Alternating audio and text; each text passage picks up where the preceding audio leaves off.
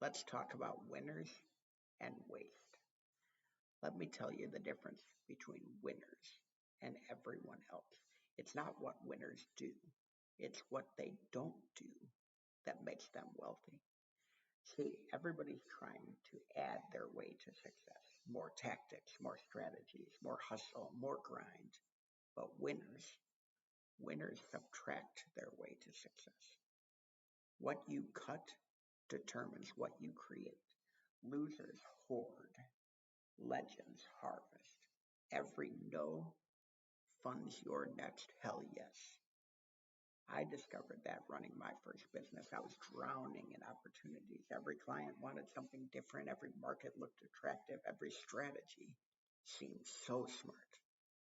I said yes to everything. And you know what happened? I built a monster, a complex, complicated, cash eating monster that nearly killed me. Companies don't starve, they stuff themselves to strategic death. Gorge guarantees your grave. Diet drives your dollars. Because remember that less launches legends. Your business buffet is building bankruptcy. It is time to go on a fast. Here's what winners know that losers don't. Success starts by slashing the stupid. Success starts small. Subtraction spawns scale. Giant goals die from tiny, tiny tasks. What microscopic move might make you millions? But it's tough.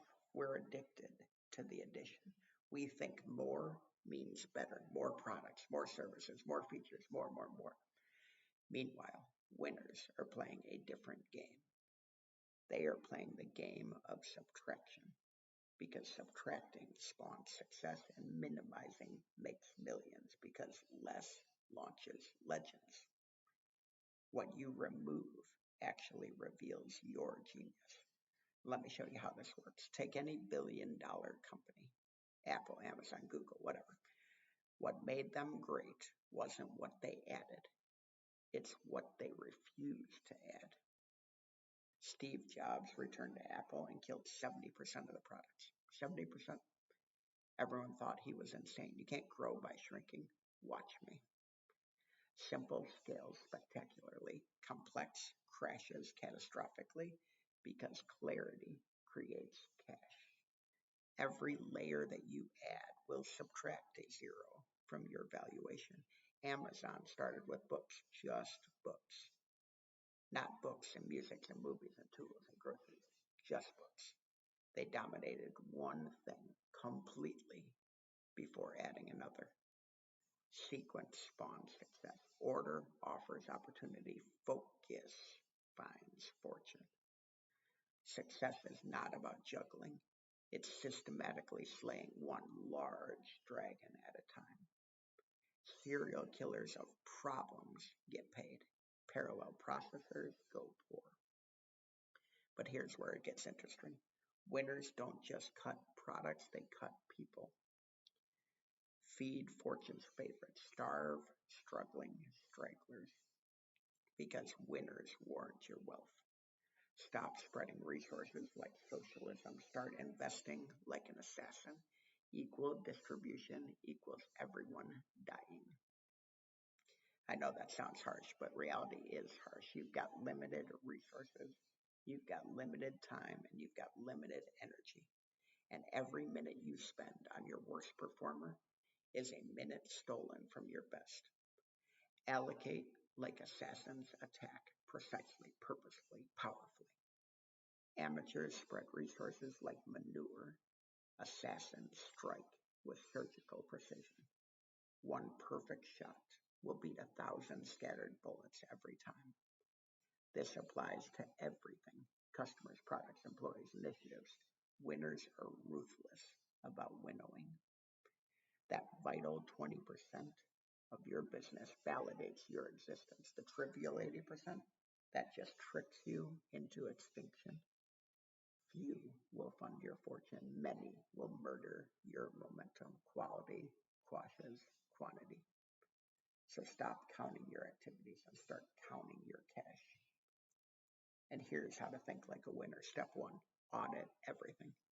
Look at where your time goes. Look at where your money goes. Look at where your energy goes. Your calendar confesses what your PowerPoint pretends. Time tells the truth. Minutes make millionaires, and your hours hold your honesty. Show me your calendar, and I will show you your real strategy. Step two, identify the vital few. What 20% of activities generate 80% of your results? Those are your champions. Everything else is a challenger, at best, a charity case, at worst. Choose your champions carefully. Selection spawns success, picking powers your profits. Most people are playing checkers, champions choose chess. The best people choose whatever the hell game you want. They just do it better than anybody else because they focus. Step three, eliminate ruthlessly. This is where losers become winners or stay losers. You must cut. And I'm not talking about trimming, I'm not talking about reducing, I'm talking about cutting. Killing creates kingdoms. Eliminating earns empires, and deleting drives dynasties. Leaders don't solve symptoms, they slaughter the source of the problem with surgical precision. Are you band-aiding bleeds or are you beheading beasts? Step four, reinvent relentlessly. Here's the magic. Every resource you free up from waste gets reinvested into winners. Every hour saved from stupid gets spent on smart. Every dollar deleted from dumb gets deployed to brilliant. This creates a compound effect. Winners get more resources. They perform better. They justify more resources. It's a virtuous cycle that builds billions. It's a flywheel of money. But most people can't do it. You know why?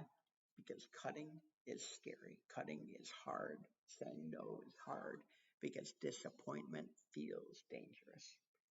But your breakthrough is buried beneath the bullshit that you are too scared to slash.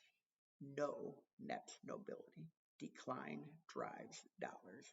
Rejection reveals riches. Every weak yes murders $1 million no. And here's the truth. If you want to win, you must winnow. You must become comfortable with cutting. You must fall in love with less. Because legends love less, but losers love less. Focus will form your fortune. Your to-do list is your tomb, and you need to burn it. What will you winnow today? Because remember, what you cut determines what you create. And what you create determines what you become. And you better choose wisely, and you better cut courageously, and you better win consistently. So the only question is, will you?